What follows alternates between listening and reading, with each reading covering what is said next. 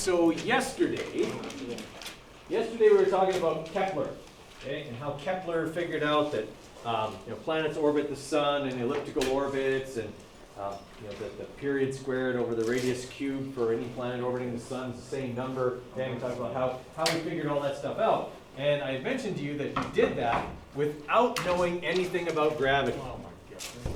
Okay, so Kepler did all of this without any knowledge of gravity. Okay, he figured out that the Earth goes around the sun, and he didn't know why. He just knew that that's the way it worked because, again, he had Tycho Brahe's life's work to work from. Okay, but that didn't explain why does the Earth do that. Okay, people had this idea, that there were these invisible strings and stuff like that, because that was, early string theory.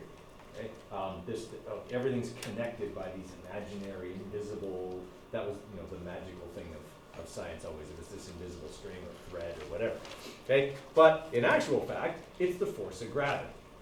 Okay, people didn't know about that at the time, but now we do. Okay, Newton figured it out partially. Okay, and then another person came along that kind of finished off the work for him by the name of Cavendish, and that's what we're going to look at today. Is Newton's universal law of gravitation, which should really be Newton / Cavendish's law of universal gravitation, because, as I said, Newton didn't get it to work. He had the theory of it, but it was actually Cavendish that made the math work by doing an experiment. Okay. So we got to learn the relationship between gravitational attractive force, mass, and distance. Okay, and understand that gravity can act as a centripetal force. Well, we already know that, but we're going to look at that from more of an orbital mechanics perspective today. Okay, what makes something have gravity? Mass. Yes, absolutely. It's mass. The more massive something is, the more gravity it will exert. That means that you exert gravity. Gravitational force.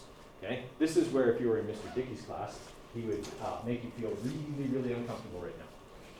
Because he would make you look into the person's eyes sitting next to you and tell them, I'm attracted to you. It's really awkward.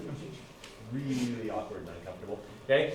But it's also true. Okay? You are gravitationally attracted to everything. Everything has mass. So there is some small gravitational attractive force between you and everything else. We just don't notice it so much because there's a really big gravitational attractive force here. From what? Earth. Yeah. Earth is huge. Okay? I mean, compared to everything else on it, Earth is huge. And so as a result, its gravity overpowers the gravity of everything else. Okay? The only thing near the Earth whose gravity is even noticeable is the moon. Okay? We actually see the gravitational effects of the moon on Earth. Okay? We see it in the form of what? Not so much waves, but starts with T. Tides, yeah, okay? The tides are caused by the moon's gravity. The moon actually pulls on the Earth a little bit and kind of squeezes it, but pulls the fluid part of the Earth towards it, okay, which causes high tides in the areas where the moon is, and opposite the moon, and low tides in the other areas.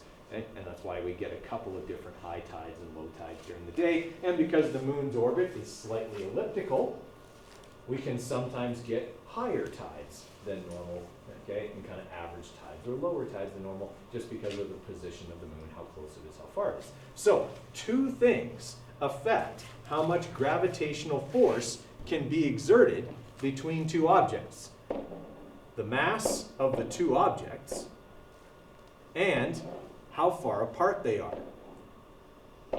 But the how far apart they are is squared. Okay? So this would be like separation distance. If it's like an orbit, it's the orbital radius. So the further away something gets, there is exponentially less attractive force between it and the other object. Now, I keep saying it this way. Gravitational force between the two objects, because that's the way it is. It isn't of one on the other. We get this idea that the gravitational force of the big thing is the only one, and it's pulling on the small thing. But actually, the Earth is just just as attracted to you as you are to it. Okay? It is a gravitational attractive force that is mutual because of your masses. Okay?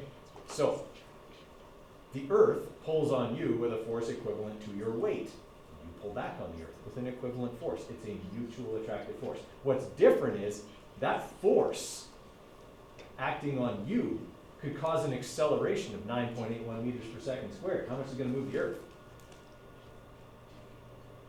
Nothing. I mean, it's marginal, but it's not there. Okay?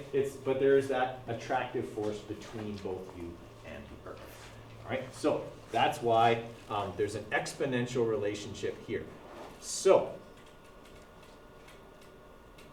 I totally lost my train of thought.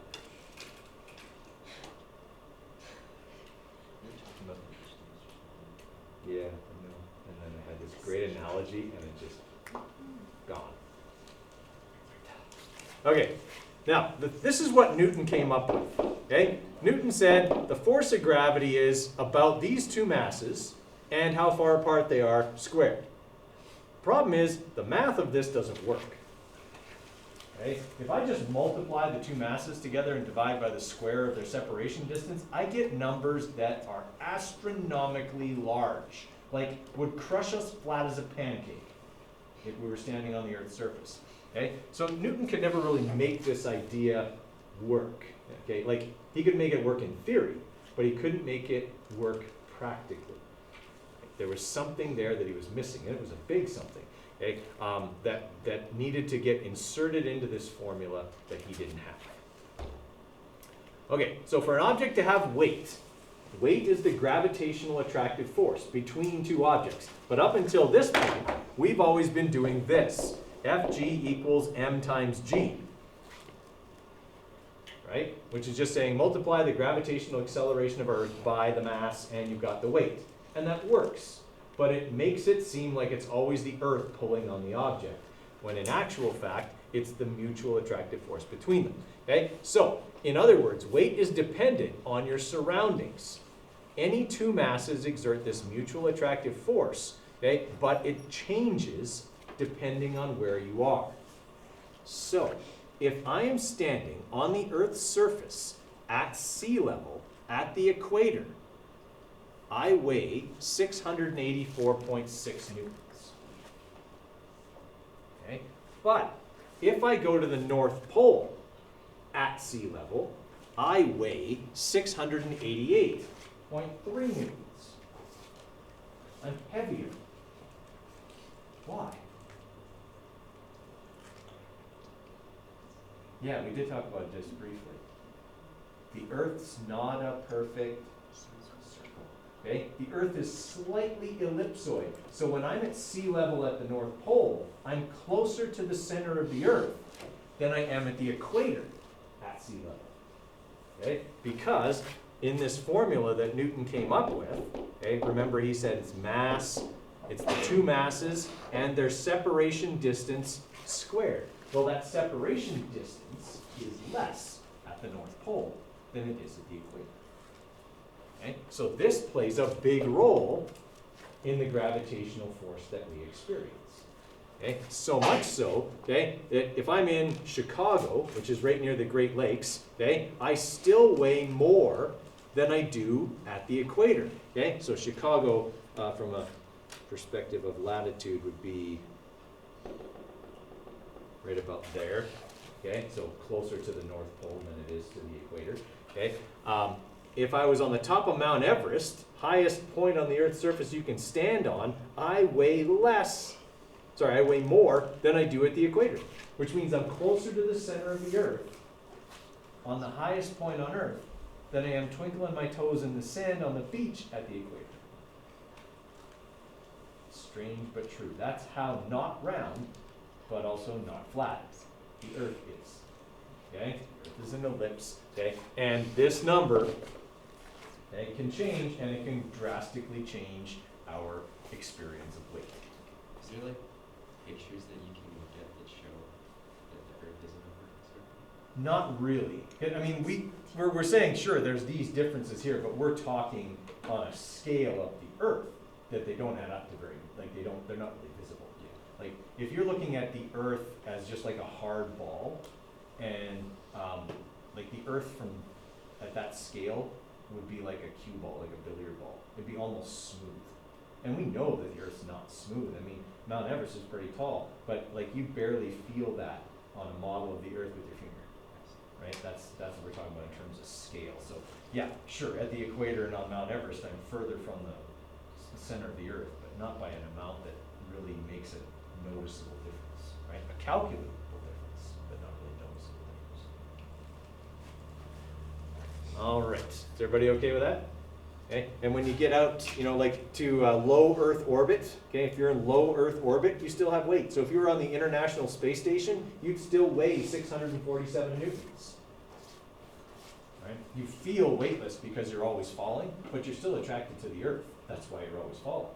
Okay? It's why you stay in orbit. If you weren't attracted to the Earth, you wouldn't stay in orbit. Okay? So you do have still significant attraction to the Earth there. If you go into high Earth orbit, so if I go from here to here, that's a pretty big change now in separation distance from there to the center of the Earth. Does it cause a big change in my weight? Yeah, it does. Okay? This is where that inversely exponential relationship starts to appear. All right? I may have only, you know, tripled my distance away, maybe a little more than that, but suddenly I'm a lot less heavy because that I'm dividing by radius squared, not just by radius. Okay? You get out to the moon, and you're still attracted to the Earth by 0.19 newtons. Okay? Obviously, at that point, you'd be more attracted to the moon, okay, because you're closer to it than you are to the Earth, but you still have an attraction to the Earth, otherwise the moon wouldn't stay in orbit. If the moon was any further away, it might become more attracted to what?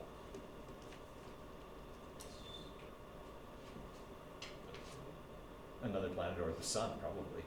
Okay? The only reason the moon orbits the Earth is because they're really close together. Okay? If the moon was further away, the sun is way more massive, and then the sun's mass would play a bigger part, and so it might orbit the sun instead. Is that why Jupiter has a ton of moons? Yes, that is why Jupiter has a ton of moons. Jupiter is massive, okay? Like millions of times more massive than the Earth. Okay? What is it, times 10 to the 28 or something like that? It's big. Yeah, it's really, really heavy. Are there any moons like as big as Earth? Or what? Are any moons like pretty close to the size of Earth? No, some of them are bigger than our moon. Like Earth's moon is actually pretty big. In a lot of cases, Earth and the moon is considered to be a double planet. Okay, our moon is that big. But no, some of Jupiter's moons are actually bigger than Mercury. So they are bigger than some of our planets. Okay, but no, if you had something that big, it would start to mess with stuff. Okay, that said, Jupiter's moons do have effects on each other. Okay, so the Galilean moons, that would be Io, Ganymede, Callisto, and Europa. Okay, they're the first four, and as they orbit, they pull on each other. So if you've ever seen like pictures of Io, it's the really volcanic moon that goes around Jupiter, and that's because it's constantly getting squeezed. Jupiter's gravity will pull it, and then the moons will travel behind it and pull on it the other way. So it's like it's made of clay, and someone's constantly doing this to it, okay, all the time, but gravitationally speaking. Okay, if you take a piece of clay and you just keep doing this, the clay gets warm, right, because you're constantly squeezing it and changing its shape. And the same thing is happening with that moon, which is why it's volcanically active, even though it's out where it should be frozen solid. So gravity can do a lot. All right, so Newton studied these attractive forces. This was his whole apple story. And it was just a story. Okay, the whole apple hits him on the head thing, right? It was just a story. Okay, but he used that to explain this gravitational attraction. The apple falls because there's a mutual attractive force between the apple and the Earth. We only see the movement of the apple because the apple is so small compared to the Earth, but they are attracted to each other. Okay, and that's where he got the idea for this formula. But as you can see, I didn't ever put this part of the formula in. Okay? Big G is the part Newton didn't have. He knew how this should work, but couldn't make the math happen. Okay? It took a guy named Cavendish to actually figure out this number, which we call the universal gravitational constant. Okay? is basically the thing that makes all gravitational calculations work in our universe, hence universal gravitational constant. Now, it is an incredibly small number because the gravitational force between two objects is actually really small as per unit of mass. Okay? When we talk about the gravitational force of the Earth, we're talking about a lot of mass. Okay? The mass of the Earth is 5.27 times, or 5.28 times 10 to the 24 kilograms. It's a lot. Okay? So it takes a lot of mass to make any measurable gravity. Gravity is actually one of the puniest forces in the universe. Okay? Magnetism and electricity are actually by mass way stronger. It's just when you're talking about gravity and magnetism, you're talking about electrons and protons and tiny things. Okay? Whereas with gravity, you're talking about stars and planets and black holes and galaxies that are really big. Okay? All right, so this is the number that Cavendish came up with. Okay? Newton was right about the relationships. It was a linear relationship with mass. If I doubled the amount of mass involved, I doubled the amount of gravitational force involved. But he was also right about the separation distance and that it would decrease exponentially as it increased. So if I get things a certain distance apart, then I double that distance, they'll be 4 times less attracted to each other. Okay? So the gravitational force between them will be 1/4. If I triple that distance, it'll be 1/9. So it doesn't take long as you move away before you're less and less attracted gravitationally to that object. Okay? So with gravity, long distance doesn't work. We got that. Okay. It's a dad joke. All right, so this is what happens with gravity, okay? We see this inversely exponential relationship. So the problem for Cavendish, the problem for Newton in getting this universal gravitational constant was the Earth. The Earth interfered with every experiment Newton tried to run.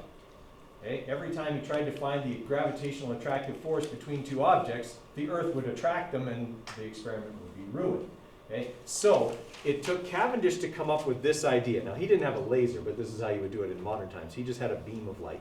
Okay? And he had this apparatus. So he had these 2 big lead spheres, so big and heavy.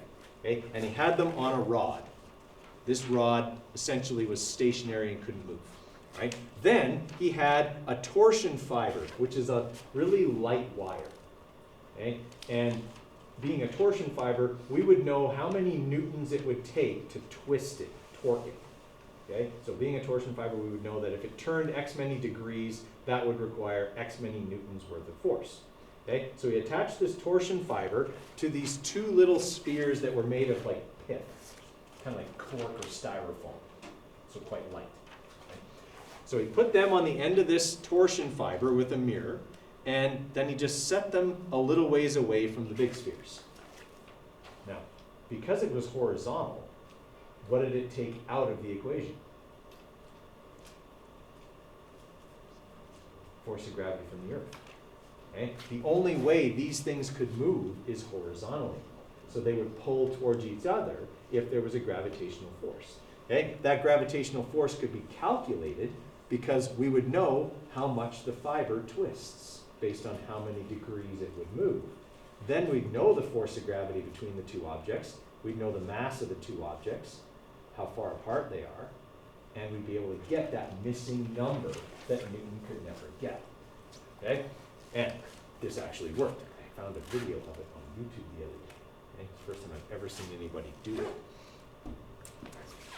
Okay, so that's Cavendish's experiment, and that's what led to the development of that formula, which is known as Newton's universal law of gravitation. So the universal gravitational constant, big G, is this number right here.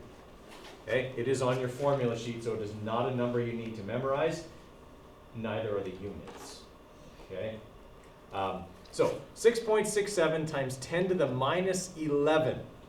This is an incredibly small number, which is why we say gravity is actually a pretty puny force when it comes to how much force it generates per unit of mass.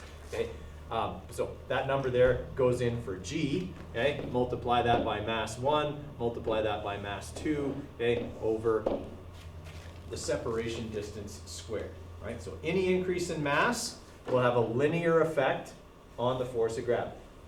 Any increase in separation distance will have an inversely exponential effect on the force of gravity between them. Right? So if I double it, 1/4. If I triple it, 1/9. Okay?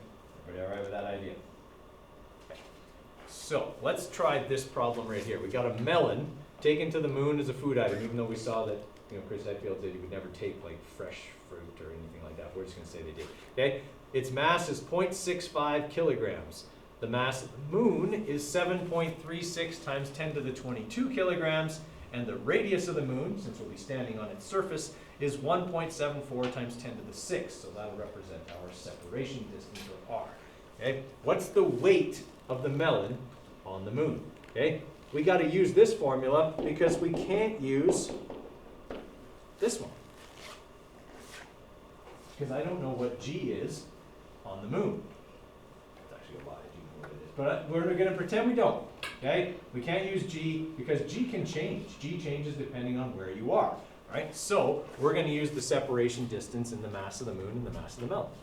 Okay? So the force of gravity, or the weight the melon experiences, the attractive force it experiences, will be 6.67 times 10 to the minus 11 times 7.36 times 10 to the 22 kilograms times 0.65 kilograms, that's the mass of the melon, divided by 1.74 times 10 to the 6 squared. Okay, now, punching these numbers into your calculator can get kind of hairy. Because you got a lot of exponents you got to put in, okay, all of that stuff. So what this would look like would be brackets, brackets. All right, so there's the universal gravitational constant. There's the mass of the moon, mass of the melon. Now the top is enclosed in brackets. Going to divide that by the bottom, 1.74 E6 squared. There's a lot of brackets to keep track of. All right, so that melon will experience a weight of 1.05 or 1.1 newtons. Okay, is that very much? Not really. On Earth, it would be 6 newtons.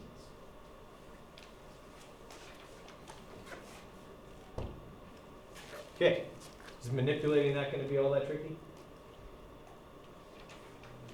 Not really. Right? If you got to move R, you just multiply, right? Divide the others. Okay, it's nothing too difficult. Okay, so that's what we just did there. Now, gravity acting as a centripetal force. Okay, gravity acts as a centripetal force. It causes things obviously to move in a circle, orbits. Okay, why the moon orbits the Earth and such. So, if we had the Earth and let's say some other body that's just moving along in space, if there was no gravitational attraction, that body would just continue according to Newton's first law. It would travel in a straight line at a constant velocity. Okay? But there is gravity. So what happens is the object has its inertia and it wants to go in a straight line. But Earth pulls it towards itself. Okay? And it accelerates towards the Earth a little bit. But it's still got all that speed, so it wants to do this, but Earth attracts it towards its center. Okay? But it's got all this speed, but it falls towards the Earth, but it's got all this speed, but it falls towards the Earth. You get where I'm going, right? Okay. Now, if I combine all of those,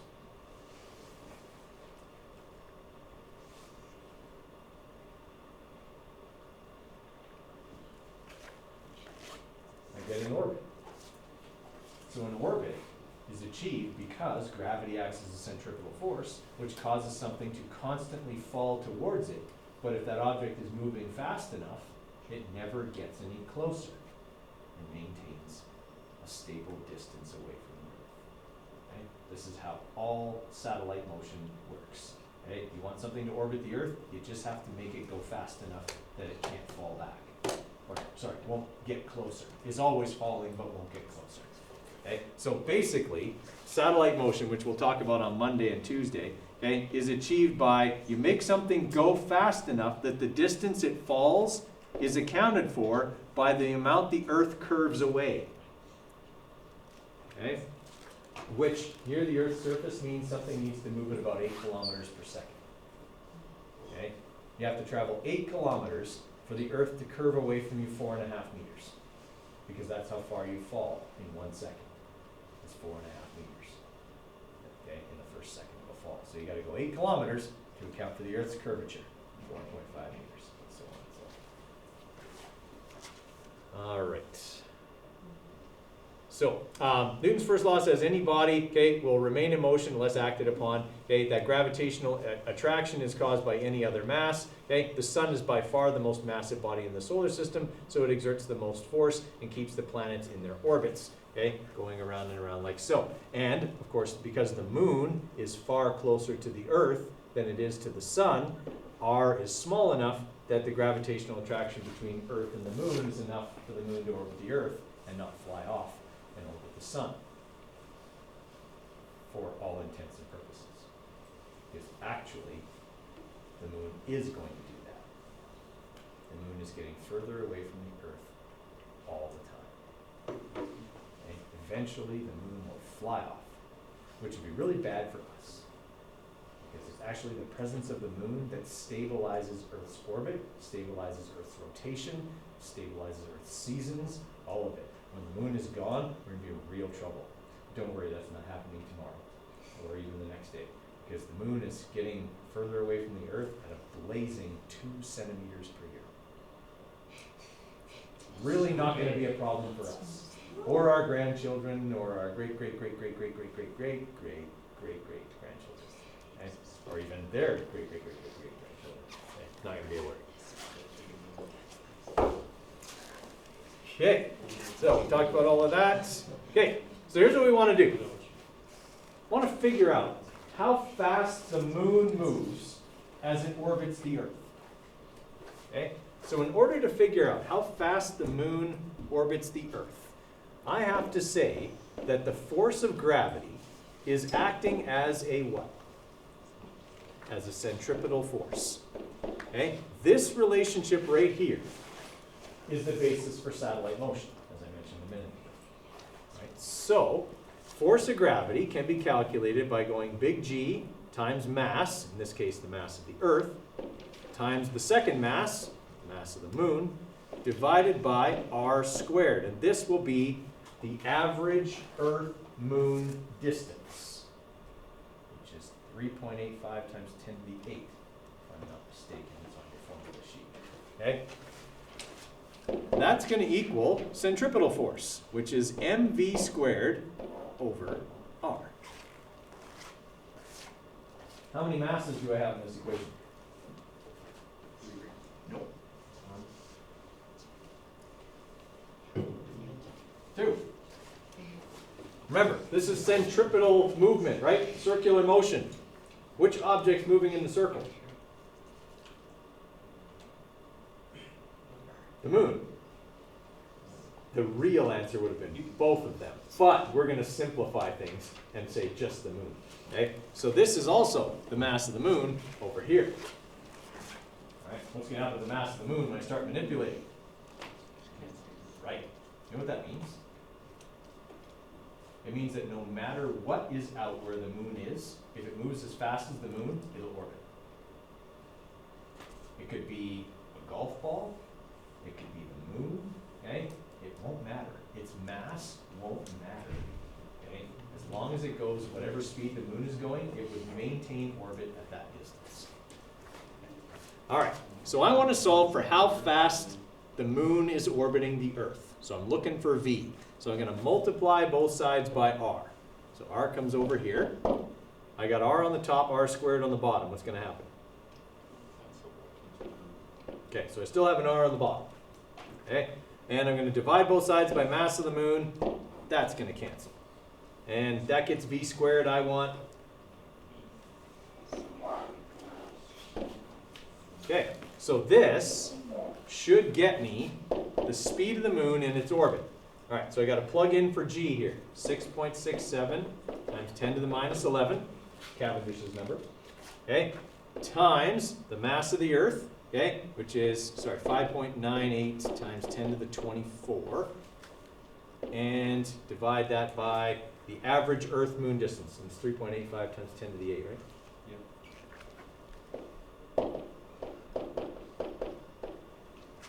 All right. So if I plug those numbers in, I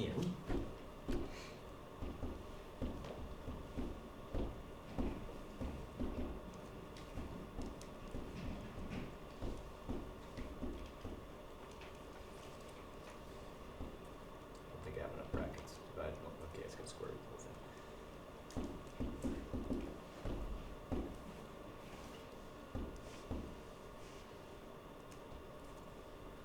Okay. So the moon moves at just over 1 kilometer per second as it orbits the Earth. Is that fast? It would seem fast if it was on Earth, for sure. Okay? But in actual fact, it's not that fast from a celestial perspective. I mean, it does take the moon almost 28 days to complete one orbit. Okay? So that's quite a while. The moon's quite a ways from the Earth. Okay? And so it takes quite a while, even at that speed, for it to complete one orbit. Okay? 28 days. All right, everybody okay with how that worked? Okay, that's how satellite motion essentially operates. Okay, so force of gravity, okay, big G times ME times mass 1 times mass 2 over r squared. We'll always calculate our gravitational attractive force, or weight, between the two objects. When will we start feeling like an effective Well, we won't. I mean, it's a matter of how our nervous system works. We don't notice slow, small changes, right? It's that whole thing where if you throw a frog in a pot of boiling water, the frog jumps out, but if you heat it up slowly, it'll boil alive. It's just kind of how things work, right? Like, I know that's a terrible analogy, but it's an old axiom, okay? We would never notice those effects of the moon falling away. Yeah. So what are the effects for like astronauts and stuff when they're on the space station? Like their organs and blood vessels, how do they like not Well, there is an effect. In zero gravity, they do atrophy. A lot of things don't work well in the human body, right, in zero gravity. That's why we want to make artificial gravity if we can, or why we have to limit how long they can stay on the space station, or we have to make sure that they're, exercising, doing all that stuff, as much impact as they can simulate in zero gravity to keep them healthy. Because they do, when they get back, no matter how much they've done, their bone density is always a lot less. Okay? When they return, their muscle tone is okay, but not what it would be if they'd have done the same exercises on Earth. Cardiovascularly, there can be challenging when they come back because their muscles haven't had to work against gravity. They can exercise, they can do the running on the treadmill, but they're inflating and deflating their lungs, but there's still no gravity to work against, and so it does atrophy. It's hard on the human body. All right. Okay, so applications of this. We actually use this. If you've seen, I'm going to go see The Martian. Okay, so you remember when the astrophysicist guy played Lando in the Han Solo movie, Childish Gambino, right? That's his rapper name or something. Anyway, what's his real name? Glover, right? Glover's his last name. Yeah. Okay, so he comes up with this idea on how to get the Hermes back to Mars more quickly, and it involves doing what's called the gravity slingshot. Okay, so the gravity slingshot operates on the premise that we just looked at today. Okay, the force of gravity between two objects, okay, gets bigger the closer they get.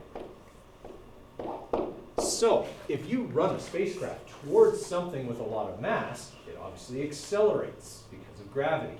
And then if you can get it to turn quickly, it can conserve a lot of the kinetic energy and speed that it has gained and fly off at a slightly different angle at a faster rate. Okay, and so we've used this gravity slingshot for years to send spacecraft off into the outer solar system. We don't use it so much to get things to Mars. We can kind of directly send things there most of the time. Okay, but if we want to get something moving fast, we'll use the gravity assist method. Okay, which involves just making it go at a planet or at the sun or whatever and accelerate towards it and then fly off at a different angle at a greater rate of speed. Okay? We've done that with basically every spacecraft we've sent to the outer planets. So what this diagram is showing you is every space mission essentially that's been launched and the path that it would follow. Okay, so obviously everything starts from Earth. Okay, we launch things from Earth and then they take off and they go elsewhere. So if we're looking at, let's say, these lines here, which are, one of them is the Voyager spacecraft. Okay, so we launch it from Earth and we actually sent it towards Venus. We sent it inwards, even though we wanted it to go that way. We sent it this way. Okay, so that the sun's gravity would pull it and we could get a gravity assist from Venus. So it flies around Venus, does the gravity slingshot, comes back to Earth, does another gravity slingshot around Earth, and then flies out to the outer solar system at a much higher rate of speed than we could have used rocket propellant to achieve. Okay, then, as it gets close to Jupiter, it takes all its fancy pictures and measurements and whatever else it was sent to do, okay, and picks up speed. Now, Jupiter is awesome for accelerating spacecraft. That's why every spacecraft goes to Jupiter, no matter what its final destination is supposed to be, because Jupiter's huge. Okay, and you can get a lot of gravity assist off of it. The downside is that when we gain energy from using Jupiter's gravitational acceleration, it means Jupiter has to lose some. Now, does Jupiter care if it loses a little bit of energy to a tiny little spacecraft? Never going to notice. Okay, but it's conservation of energy. Right. So as it goes around, okay, some of that energy flings it out, okay, to the next planet in orbit and so on. This is why we have this, idea of how rocket science is really complex. Okay? Figuring out these orbits and these weird shapes that they would have, okay, and getting the right courses and firing the engines and stuff at the right time is a lot of math. Okay, and it's a lot of like calculus math, right, to figure out these curves and things like that that will end up getting spacecraft to the right place. Because when you think about the volume of space that's out there, and you're trying to get a tiny little spacecraft, even to something like Pluto, for example, like New Horizons went to Pluto there in 2015, that involved a lot of calculating. Pluto's tiny. And when we're talking about the volume of space that's around, you have to get all the math right, or you could miss it by a long way. Okay? Like even on Earth, if you're off a couple of degrees and you walk 100 kilometers, you could be out by 500 meters or more, okay, over the course of 100 kilometers. Well, now imagine that's from Earth to Pluto. That's a lot more than 500 meters. Okay? Like you're on the other side of the solar system from where you're supposed to be by the time you get out there. And these things aren't stationary. So you actually have to aim for where it will be when you get there, because it isn't there right now. There's a lot of stuff goes into it. How does Saturn's rings work? Well, actually, Saturn's rings are just lots and lots of rocks. But like, is it like just a giant orbit, Yep. and then they just like perfectly fit in like a ring? Yep. Yeah, it's basically a bunch of little tiny moonlets. And it's dust and debris, probably from moons colliding, and that's essentially the debris field, and it would make a ring in that shape. So why is it the only planet that has that? It's not. Or isn't there like Neptune? Yeah, actually, Jupiter has a faint set of rings. Uranus and Neptune both have really faint rings. Uranus actually has, I think, more rings than Saturn does, but they're quite faint. Most of the time, the belief is that it was the collision of moons creating a debris field. Okay, so rings come and go. Saturn's rings will eventually disappear as the debris, coalesces or whatever over many, many years. They've actually run the modeling, and they can see that the rings, Saturn would have had no rings at one point. Yeah, strange, right? Because that's how we picture Saturn. All right, now here's the other thing this picture shows. It shows just how tough it is to do all of this. So if you look at the color coding here, you'll notice that some of the lines are bright and some of them are dim. Bright lines are successes, dim lines are failures. Okay, so look at Mars. Okay, here's Mars. Bright lines, dim lines, dim lines, dim lines, bright lines, dim lines. Okay, on Mars, it's like 2 out of 3 missions succeed. Okay, 1 out of 3 fail, right? Especially when it comes to landers. Okay? Getting something to Mars and landing it is really, really tricky, right? Because you can't pilot it. Why can't you pilot something right down to the surface?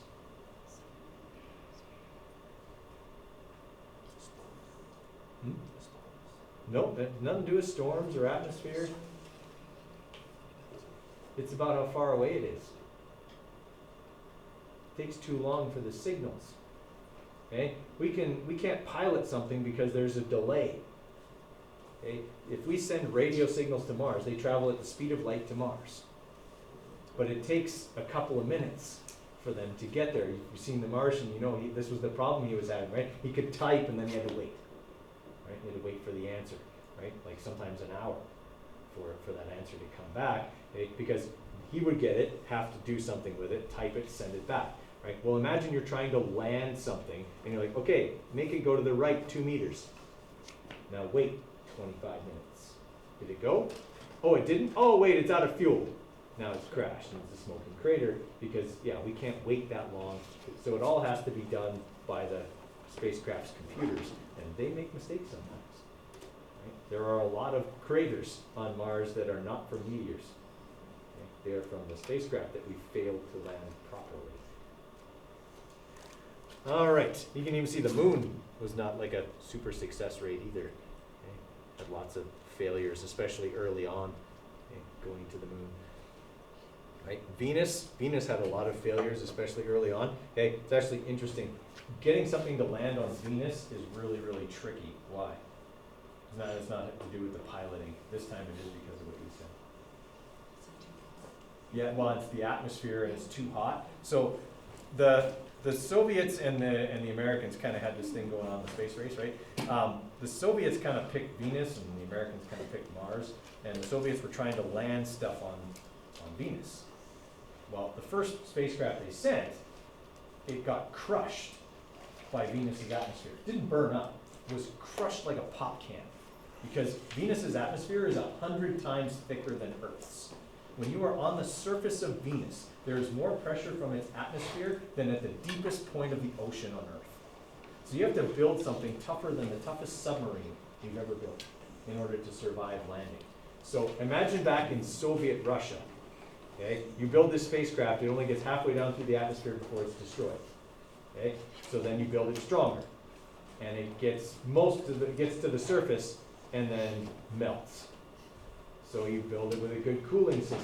So it was like the 3rd or 4th time they finally get this spacecraft to land on the surface of Mars. It's got a camera and it's got a sampling arm. It's going to take some readings from the surface of Venus.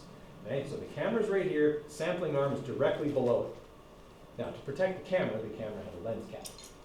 Right? So the thing gets to Venus, lands, and these little charges pop the lens cap off, and then the sample arm comes down. What does the sample arm sample? The lens cap.